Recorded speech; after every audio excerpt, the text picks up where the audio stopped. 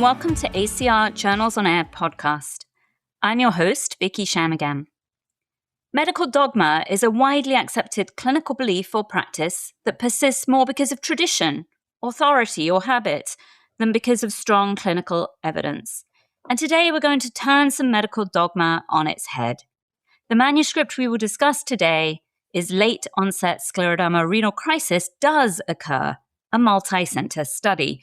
It was published in Arthritis Care and Research, and a link to the manuscript and disclosures are available in today's show notes.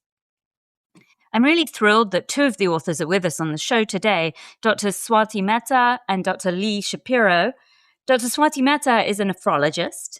She is an associate professor of medicine and associate program director of the Nephrology Fellowship, as well as co-director of the Glomerular Disease Center at Albany Medical Center.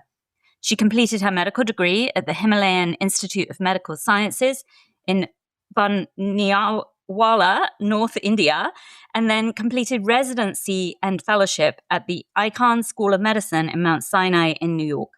Her research interests include scleroderma kidney disease, sarcoidosis kidney disease, and glomerulonephritis. And Dr. Lee Shapiro is a renowned rheumatologist, now retired from clinical practice, who's been caring for scleroderma patients since 1977. He's the developer of the Scleroderma Renal Crisis Prevention Card, a patient education tool that is now used at scleroderma centers worldwide. And he's also medical director for the Stephan's Scleroderma and Dago's Disease Foundation, an area of expertise that he was recently interviewed for on sister podcast ACR on Air. Swati and Lee, welcome to the show. Thank you so much for having us. So Swati, I want to start with you. Can we start with the background to this manuscript? Why was it important to do this study for our patients? But also, what made you personally want to research this issue? Absolutely. So we all know, right, scleroderma renal crisis is a life-threatening complication of systemic sclerosis. It's characterized by malignant hypertension and acute kidney injury. It's associated with very high morbidity and mortality. However, most of the time when we look at the scleroderma renal crisis, in our mind, we think that it's going to occur within the first 5 years of diagnosis of systemic sclerosis. And classically, what we've seen so far, about 80% of cases actually does occur in the first 5 years of diagnosis of systemic sclerosis. However, it can occur late in the course of disease, which is beyond 5 years. Dr. Shapiro actually had few cases that he had seen in his practice with the late onset scleroderma renal crisis. And me and Dr. Shapiro had discussed a lot that, listen, this is something that we have been seeing. And the characteristics of this late onset SRC onset population was never studied. So our objective was to describe the prevalence, the clinical features, and the outcomes of late onset scleroderma renal crisis population and compare to those with early onset SRC. We wanted to fill the gaps of knowledge that we had in between the two, which is the early onset versus the late onset. We also wanted to let our clinicians be aware that this is something that the late onset scleroderma renal crisis can occur. So be very careful. So that was the whole background that why we thought of doing this research. And it's great. And I will confess, I was one of those students who was taught it is manifestation that comes early. And so I'm very glad that you did notice this and do this research. You brought together data from 3 different cohorts. Can you tell us a little bit about those cohorts? Absolutely. So the first one is Albany Medical Center with Dr. Shapiro and me leading the project. We collaborated with Dr. Steen from Georgetown University Hospital, a well-known person. I think everybody knows her. She was my mentor, so yes, good choice. I think she's Dr. Shapiro's mentor as well. And we also had Dr. Domsick from University of Pittsburgh. They both were amazing to work with. And both university hospitals are actually referral centers for scleroderma. And they see a relatively large portion of scleroderma renal crisis patients. So it was very helpful for us to have both Dr. Domstick and Dr. Steen be part of this big project because we wanted to have a multi-center study where we can, whatever results we see, we can generalize on the population overall. And further, like I just said, Dr. Steen has been a long-time mentor to Dr. Shapiro, and they've consistently exchanged ideas over the years. The concept, this particular concept was one of the many topics they discussed together, and it ultimately opened the doors for us to collaborate with her, collaborate with Dr. Domstick, and do this important piece of work. Yeah, it's great. And so I guess just to clarify for our listeners, there were 3 cohorts, the cohort from Pittsburgh, the cohort from Georgetown, and then your cohort at Albany. And tell us a little bit more about the clinical variables that you studied. So we studied demographics, which included age, race, gender. We studied the type and duration of scleroderma, antibody profile, comorbid conditions, organ system involvement, and outcomes. The various comorbidities that we analyzed included hypertension, type 2 diabetes, chronic kidney disease, heart failure, chronic obstructive pulmonary disease, smoking, overlap syndromes, and exposure to steroids. Also, we looked at the exposures to other drugs like tacrolimus and cyclosporin. The organ systems that we assessed across systems were skin, lung, heart, and GI tract. The outcomes that we wanted to look or that we evaluated included the need of dialysis at diagnosis and at 1 year, as well as mortality rates at 1 and 5 years. Yeah, so you're keeping us on tenterhooks a little bit. Tell us what you found. So we found a total of 223 patients with SRC. Amongst them, 25% of the cohort had late onset SRC, which means that the SRC occurred, the scleroderma renal crisis occurred after 5 years of diagnosis of systemic sclerosis. And the mean age, the mean years that we diagnosed was 12 years. So our findings actually were something that we had seen in the past, but kind of it confirmed that the late onset SRC can occur after 5 years of diagnosis. Further, we found that most of the clinical characteristics and outcomes between the early and the late onset SRC were comparable. Again, this was important because we have to understand the importance of recognizing SRC regardless of the disease duration to optimize outcomes. Please don't ignore the fact that if it occurs if somebody is coming with a renal failure beyond 5 years, the differential of SRC is not going to be in the picture. It still should be in the picture. One of the striking findings that, I want to point out that we did find was that there was a high rate of steroid exposure in the late onset. Yeah, that's interesting. Why do you think that was? I think that's a great question that you ask. We did a lot of speculation as to why. And we think collectively as a group, we thought that this could be linked to the late flares of scleroderma that happens, right? Again, this is not a phenomena that has been extensively studied yet and something that we want to explore going forward. Me and Dr. Shapiro are working on it. But we feel that, sometimes there could have been flares of diseases like skin, muscle, joints, lungs that made the clinician give them steroids, keeping in mind that, this is 5 years beyond. We don't have to worry about SRC now. Mm-hmm. And because those patients got steroids, they had probably increased risk of developing SRC. Again, we don't have anything to back up yet, but this is our theory. And then we want to explore this further, for sure. So I'm going to kind of jump in with a question for Lee now, and then I'll come back with some follow-up questions for you, Swati. When you guys dug into the data, you found something quite interesting about sex. So Lee, tell us what that was.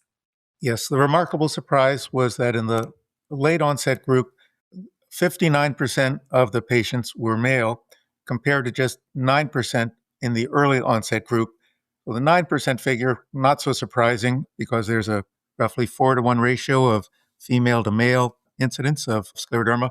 But the 59% occurrence of male gender in the late onset group was a shock. Yeah. And do you think those patients had any other risk factors that made them predisposed?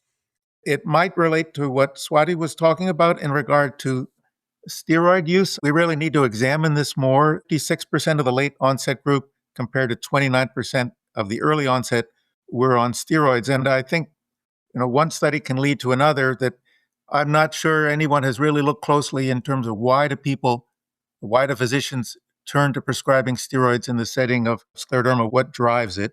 And I think that would be a very interesting topic to pursue.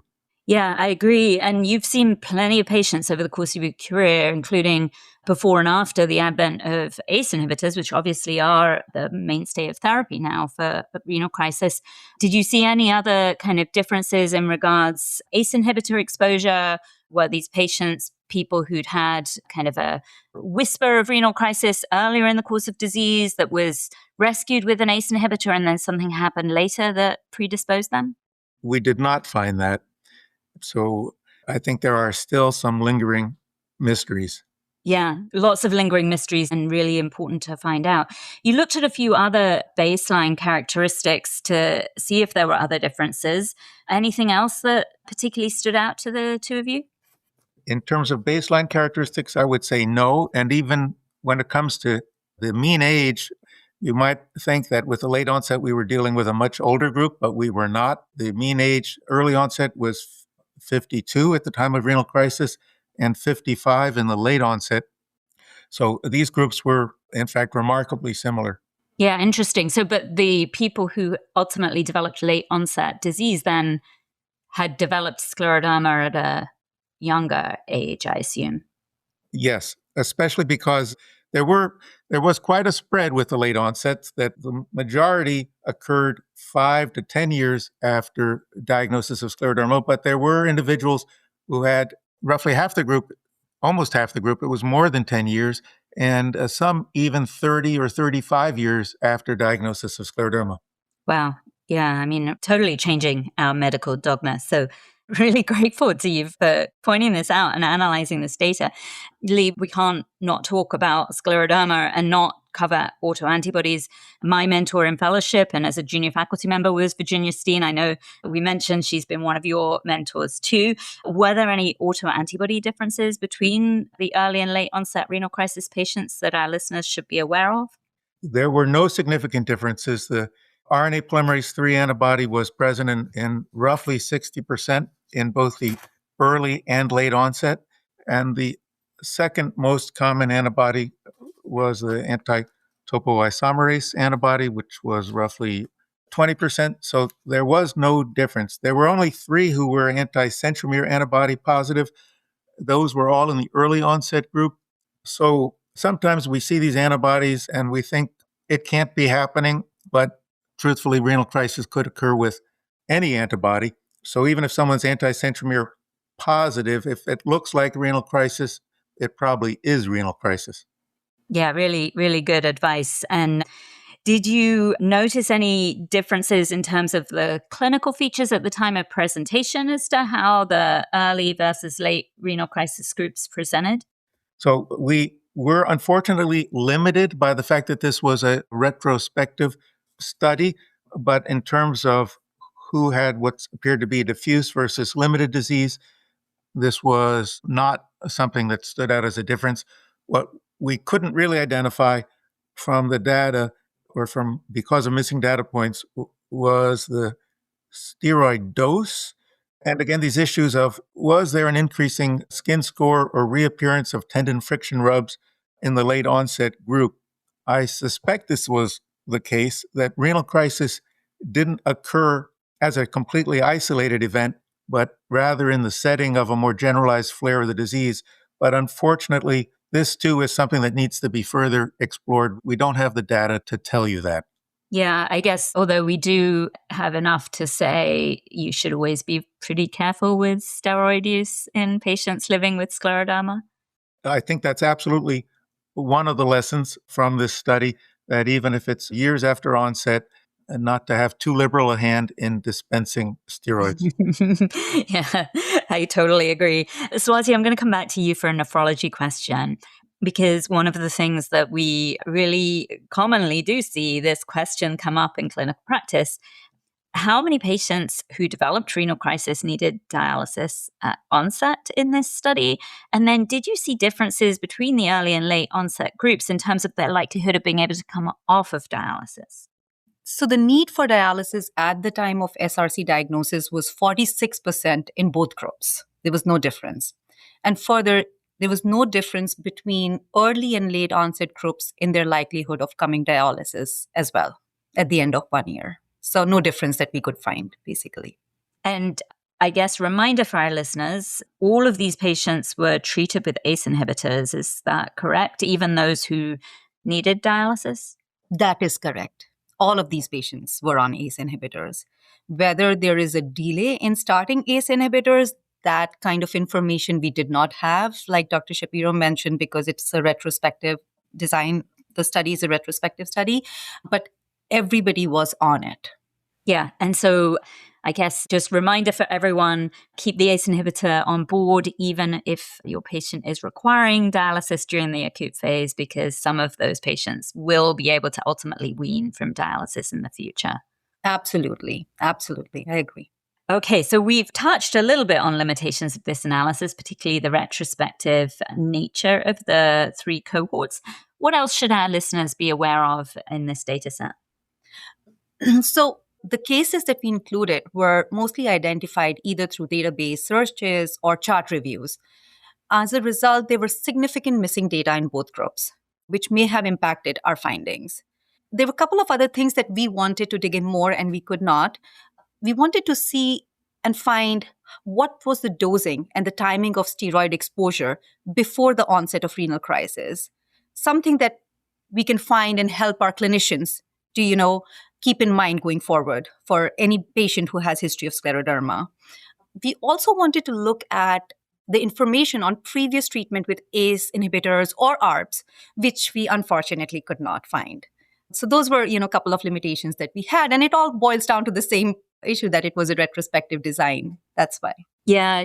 And I mean, I think really important questions of if somebody's many years out from diagnosis, was the ACE inhibitor stopped for some other reason? Was this steroid exposure related to some other reason, an asthma attack or some other issue that resulted in an acute use of steroids? I think really important to know.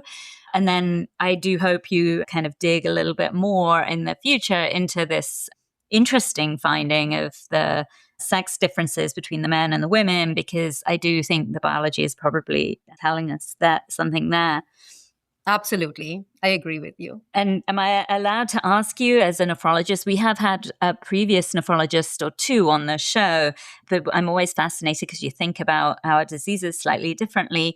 As a nephrologist, how will this change your practice? That's a great question. So again, I feel clinician across the board, I feel as a nephrologist, as a rheumatologist, or even when you see these patients as an internist, I feel we have to keep in mind that irregardless of the duration of SSC, we have to keep SRC as our differential diagnosis in a patient who is coming in with malignant hypertension and acute kidney injury. That's the biggest take-home message that I, as a nephrologist, got it from the study. And I would like everybody, all the clinicians out there to be aware of this. And again, we've touched this now a couple of times during the talk, but steroid exposure. I would also like to reinforce the importance of cautious steroid use in patients with scleroderma, regardless of the disease duration. So those were the 2 big take-home points that were very, very important that I got to learn from this study. Yeah, no. So some medical dogma still stands then, and helpful to know that. And they don't need to rewrite the whole board exam questions because the risk of renal crisis is still real. Yeah, absolutely. So on this podcast, we also like to learn a little bit about the people behind the papers. And so, Swati, I'm going to start with you. Your medical school is in a beautiful part of northern India, very close to the Himalayas. I wondered if you could share a little bit more about your journey into medicine and ultimately into autoimmune diseases of the kidney. Absolutely. I completed my med school in northern India. And yes, you're right, close to Himalayas. So it's a very beautiful town that I grew up and got to do my medical school. It's like you see the hills and the mountains all across. It's beautiful. And then subsequently, I moved to US, to pursue broader opportunities in medicine. So the second part of the question, how did I get my interest into autoimmune kidney disease? So that actually really took shape at Albany Medical Center, not during my residency or fellowship, but when I actually came to Albany Medical Center. And the reason was that It's a major glomerular disease center. We are a tertiary care center with a high volume of complex referrals, especially autoimmune cases. And that exposure has been a big part of shaping my clinical and academic interest. I've been here for now around 10 to 11 years. And having mentors like Dr. Shapiro is very helpful because, again, we have a lot of cases that we have together, be it scleroderma, be it any other autoimmune disease, and we get to learn from each other, explore, and that keeps me very much interested in the autoimmune kidney disease world. I love that. So it's almost like you didn't seek out the autoimmune disease. The autoimmune disease came and found you and shaped your career once you were a faculty member. Take us back a little bit further. What drew you into nephrology in the first place? That's a great question. So my interest in nephrology actually began when I was doing my observership at Jacobi Medical Center, New York. So I used to work with this amazing, smart doctor, Dr. Belinda Jim. She's a nephrologist, and I think she plays the biggest role in sparking that interest. Especially, she spoke about the physiology of acid-base disorders. We learned about the etiologies of acute kidney injury, learning about different dialysis modalities. And I found all of that very fascinating early on. So that was one of the big reasons that during my observership, even before I started my residency, I was like, this is what I'm going to do. I'm going to do nephrology. And it's funny because my husband is pulm critical care, and he kind of wanted me to pursue the same field. And I was like, no, not happening. Although that's probably quite a good partnership, and you could basically be a one family ICU with those skill sets. Your work really now, as we've mentioned, sits at this intersection of nephrology and rheumatology. And so I've got to ask the back part of that question. It's never too late. Are you sure you don't want to retrain as a rheumatologist? I think that's a great question too.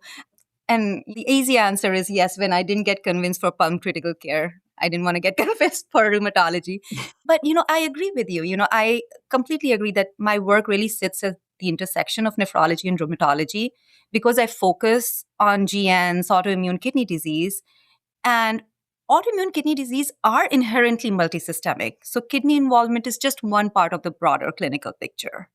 So while I love doing that, I also see and value the breadth of nephrology as a field. It allows me to care for my patients on dialysis, manage chronic kidney disease, acute kidney injury, and many other, kidney-specific conditions.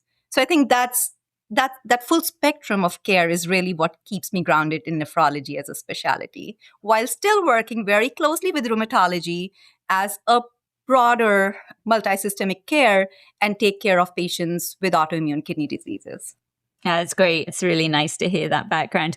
So you touched earlier on how you met Lee working alongside him. Tell us a little bit more about what it was like to learn from one of the greats in rheumatology. Oh, it's been such a pleasure, and I feel I'm truly blessed to work with Dr. Shapiro. So Dr. Shapiro is a great mentor and truly a master clinician. And over the years, I think we've just worked so closely together. I get so much to learn from him. And the major quality that I like in Dr. Shapiro, of course, he's very humble. He's very humble. He lets me take the charge. He guides me through. Like I said, he's a great mentor. He has a remarkable ability to consistently ask the right clinical questions at the bedside, questions that really shape how we think about patient care. Mm-hmm. And a lot of our research ideas actually start from those clinical observations, and then we try to systemically explore and find answers through our work. I think that together, him as a person as a whole, him being a great mentor, being a true master clinician, that as a whole, I think makes him such a great personality. And like I said, I'm truly blessed to work with him. Well, so it's probably a good thing this is audio only, so we cannot see Lee blushing. I'm going to bring Lee back in now. Lee, you've trained many, many rheumatologists over the years. What have you learned from teaching so many physicians about the practice of medicine? I've learned, as many people will say, that the process of teaching is a two-way street, and that the questions that are asked can really open up vistas that you were unaware of previously. So I most enjoy those trainees who ask questions and are not simply recipients of knowledge. And it's led on many great paths. Yeah, it's really good advice. A little bit like Ted Lasso almost. Stay curious. Absolutely. So now you retired in 2025, wrapping up almost 50 years in clinical practice. Would you share a little bit about that experience with our listeners? Yes, I haven't left the field. I am still very busy with the foundation that you mentioned and also mentoring students, residents, and fellows at Albany Medical Center in their research projects. And I felt compelled to do that because, well, sclerodermologists really don't seem to retire. And I was bucking the trend there. And I was trained in a golden era at Pittsburgh, quite by luck that Dr. Rodden, Dr. Metzger, and Dr. Steen were all there, and they were all my mentors. And I think that Dr. Rodden would say, not so much for the patients who may get exhausted by dealing with the disease, but for clinicians and researchers who are trying to help them, that he who is bored by scleroderma is bored by life. And so scleroderma just is such a continuing source of questions and stimulation. So I don't want to cut myself off from that, although I've found many new pursuits.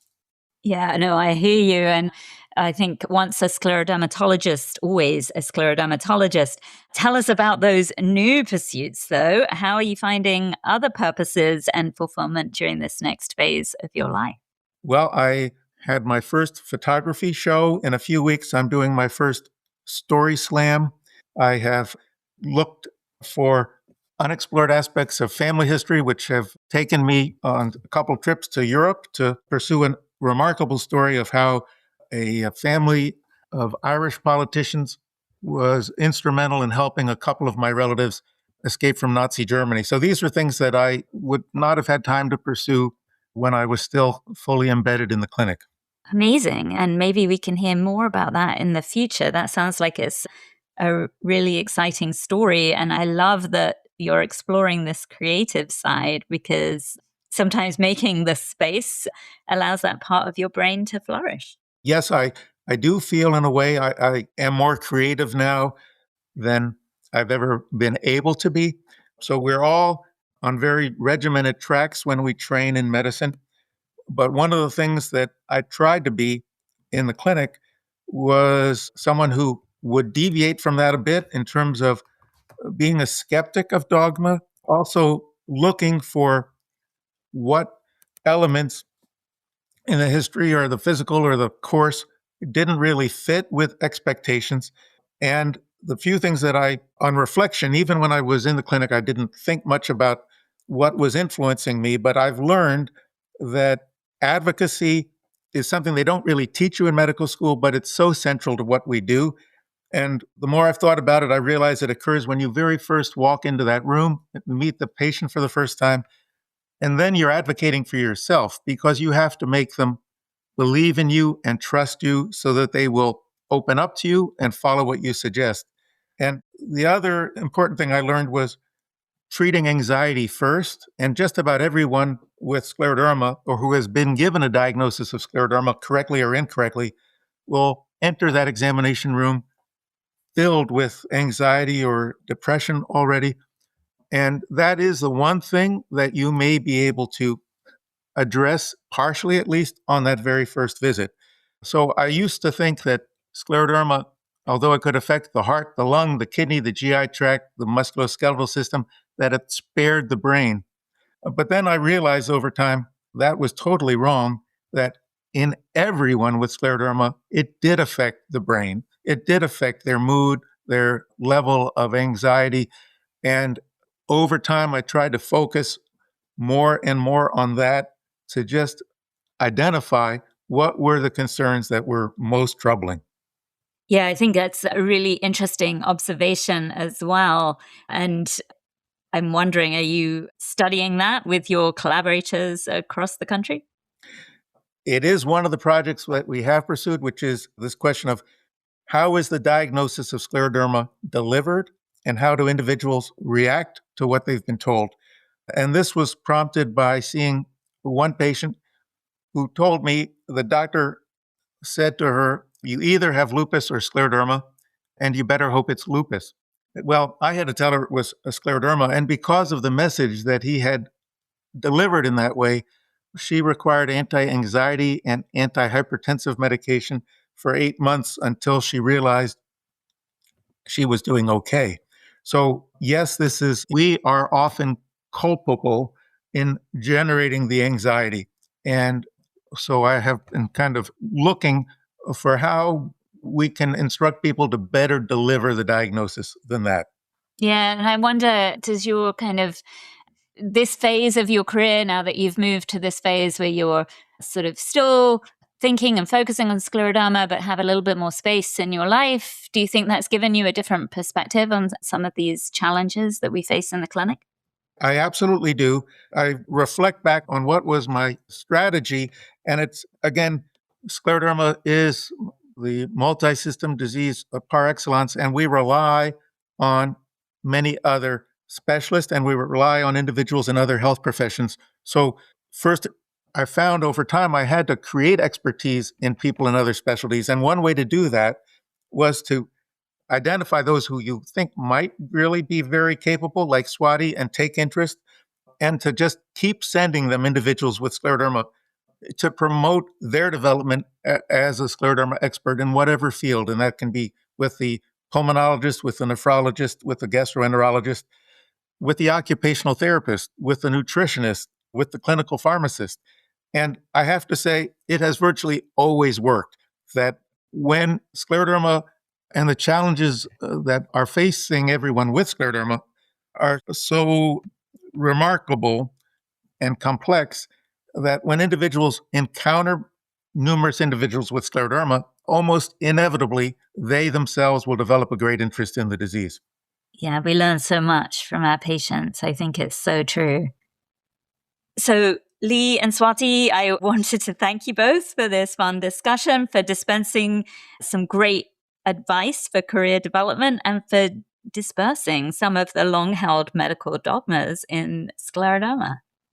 Can't thank you enough for the opportunity. Thank you. Thank you so much for the opportunity. We appreciate it. And as we wrap up today's episode, I also wanted to say a heartfelt thank you to all of the medical researchers who use data to chip away at some of these long-held medical assumptions. Every well-designed study, every analysis you interrogate helps replace dogma with data. And your work advances medicine in ways that matter deeply, both to patients living with autoimmune disease and also their doctors. Thank you all for listening to this podcast. ACR Journals on Air is a production of the American College of Rheumatology. Please follow at ACRheum on social media. Email us at podcast@rheumatology.org and rate and subscribe to our podcast at acrjournalsonair.org or wherever you get your podcasts.